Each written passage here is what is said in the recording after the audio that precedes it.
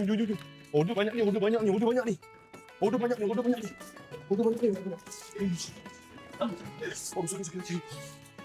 Okay, Assalamualaikum semua. Okay, disebabkan ada yang tanya, takkan tak ada ketam untuk makan seorangnya kan?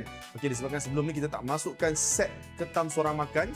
So, hari ni kita nak masukkan ketam set 1 hingga 2 orang makan. Sebelum ni kita starting daripada 2 orang hingga 4 orang makan. So, mungkin ada orang yang nak makan seorang-seorang, teringin nak datang seorang-seorang kan? Okay, kita buat untuk orang.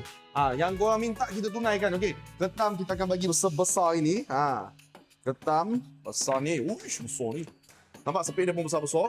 Ketam besar ni kita akan bagi seekor. Boleh makan 2 orang, insyaAllah boleh. Kita akan bagi seekor.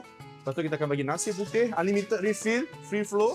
Lepas tu kita akan bagi sayur, iceberg. Lepas tu kita akan bagi telur dadah.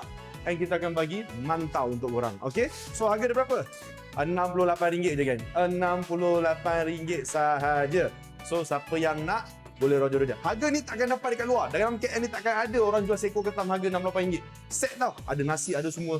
Takkan dapat. Biasa kalau korang pergi makan kedai seafood ke apa, orang akan jual at least 100 ke atas. RM68 guys. Murah-murah guys. Ketam hidup, bukan ketam frozen, bukan ketam mati, bukan ketam bunga. Ketam nipah hidup dalam aquarium. Nampak? Air laut ni nampak? Sehat semua. Nampak? Alright. So, siapa nak besok dah hari Minggu dah. Siapa nak kena booking secepat mungkin sebab besok kita takkan ambil booking selepas pukul 6 petang.